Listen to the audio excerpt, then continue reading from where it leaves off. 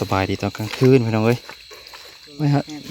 ยามเบ็ดกบแถวหวยนี่แหละปูขี่กับปูอยู่มันก็โหดเกินตัวแรกมันไปกับปูนะยามเบ็ดกบพี่น้องเอ้ยก็เห็นตัวเดียวเหรอมาไกลๆเลย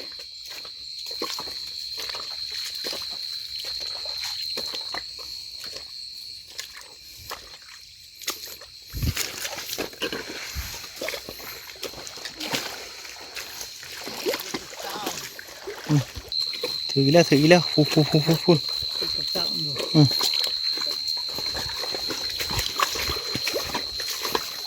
ตัวที่สองอ๋อทอกระปูมาเป็นเท่าไหร่ที่สองเต้นอยู่ข้างใด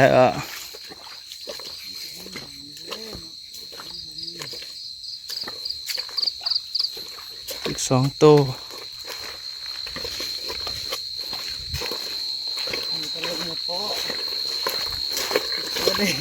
จะมาใส่ยึงไว้แถวนี้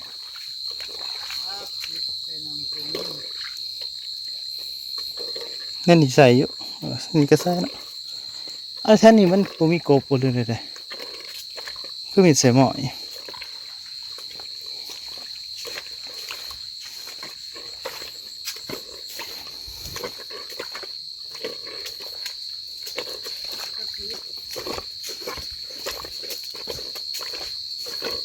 บ่ถือเคยปัด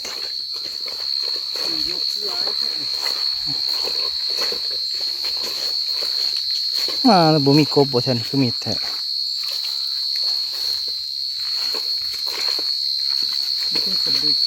เด่นในของเจ้าสัตว์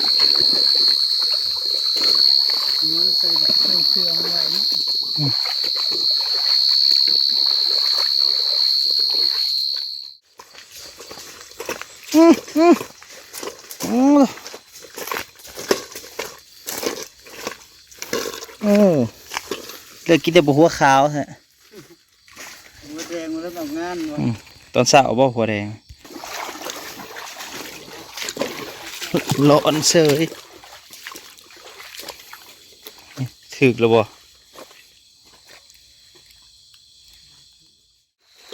หัวขาวเห็นงานอีกแล้วหัวขาวเห็นงานอีกแล้ว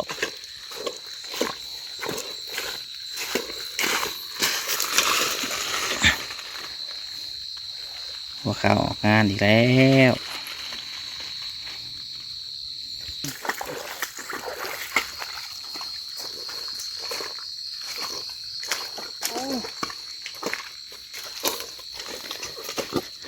เต้นน้ำบท่าหัวนะ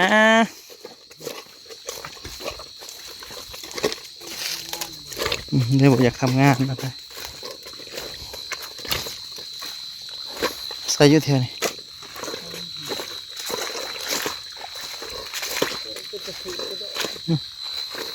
มึงไม่ขักกันใช่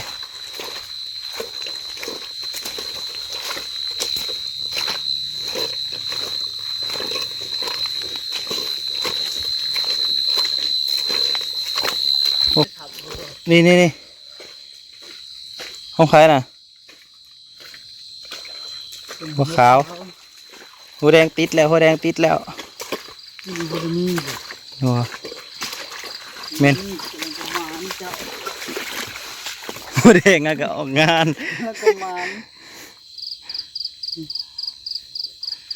อยู่ได้ทำเขาไปอยู่สมอยเนาะ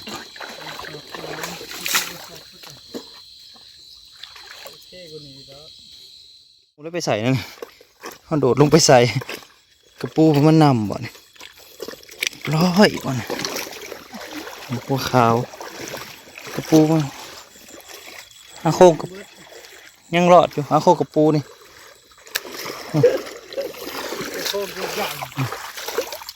ถือกันเรียบร้อยหลอดจูหลอดมันเต้น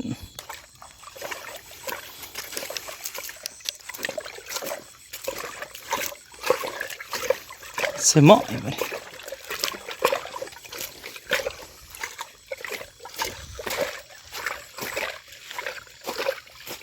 มิดเท่าไรอันที่กระบอกถือ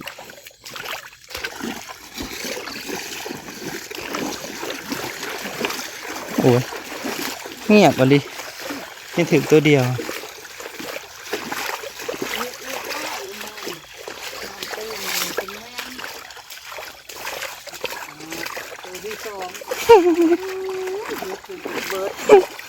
ว่าล้างจะถ่ายล้างจะถ่ายอยู่ว่าล้างจะถ่ายที่เจ้าพญานของเรากระถือคือกันพี่ล่ออยู่นี่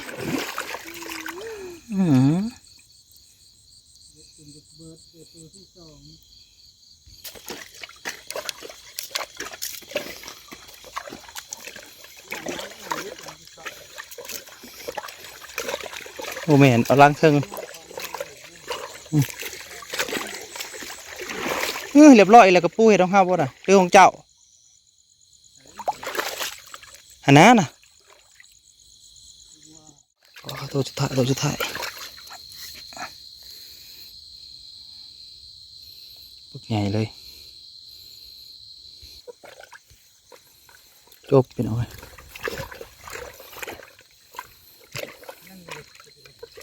ยังอยู่เสียนเบ็ดได้2 ตัวมันโอ้2 ตัว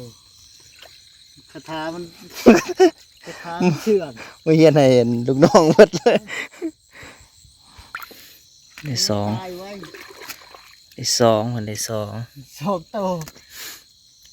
มันตายไว้เพราะอะไร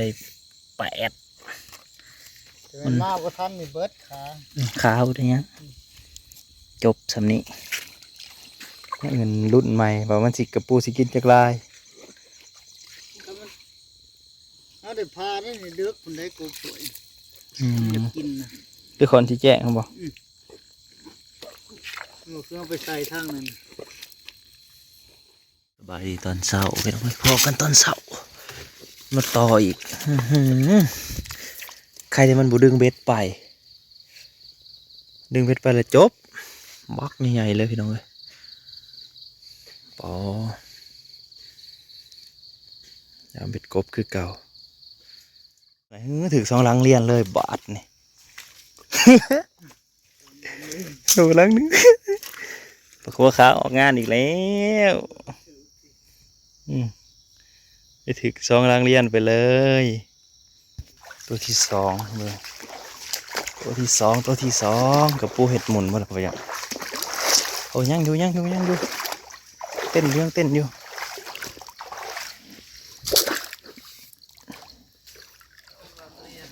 โอ้ยกระปูกัดไปล่าสุดเหลือแต่คอหลังปุ๊บเถอะก็เห็ดเกินเลยพูเลือดติดคอถึกปาดเถอะปาดโถใหญ่ๆปริมาณได้เพื่อนนี้ข้างนี่ก็ถือคือกันเป็นขู่เลยลายนี่เป็นขู่เลยยามเบ็ดพี่น้องถือ2 หลังเลยนะ2 หลังใส่2 หลังถือ2 โตไปเลยอยู่นี่มาเป็นขู่อย่างอีกเนาะ2 หลังกับ2 โตเราพยายามเสาไปน้องเลยจะรีบออกเดือนเหนียวเกินมันแห้งไปเลย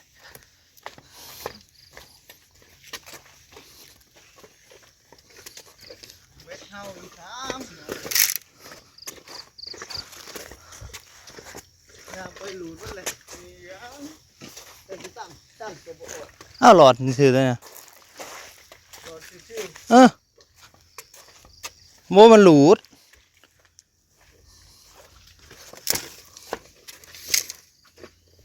ตอนแล้วนั่นกับผมกินลง3 ตัวพอดีเนี่ยเพราะใหญ่เลยเดินต้มหนักก็ขา เบิดแล้วจ้ะ แค่ยาม สรุปเบ็ดสุดท้ายแล้วเนี่ยว่ามันจะได้เล้าใหม่แล้วฤดูกาลใหม่ จงไว้แต่โตบักคันใหม่ๆนี่นะ 3 โตงมกระปูกินหลายโตเลย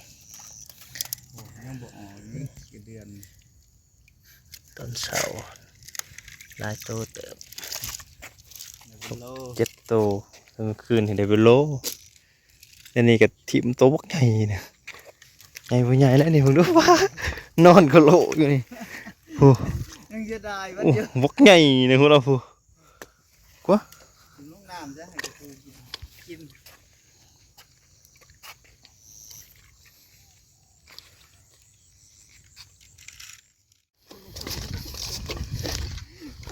ป่าทุ่งดอกสีม่วงป่ะ น้ำผัก มันก็เป็นออกดอกยามเกี่ยวเขาว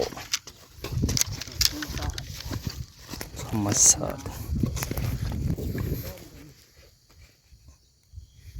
โอ้ยขากอะไร มีที่โซนเลยที่น้ำ อ๋อเฮ้ยกูสิว่าว่าเนาะส่วนนี้ก็โอ้ยคืองามให้ซับซีกันไปเลยงามมาดิ แล้วตะเว้นขึ้นจังหน่อยนะจ๊ะแต่ให้งาม ไปในเมืองบ่มันนี่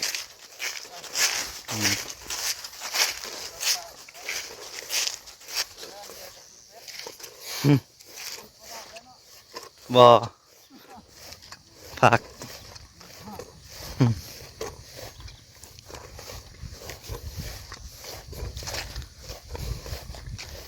สีม่วง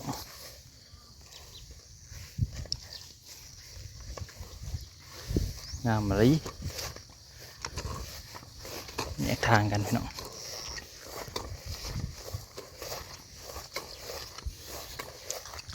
พอกันใหม่เด้อขอบคุณทุกๆกำลังใจที่ว่ามาอันอยู่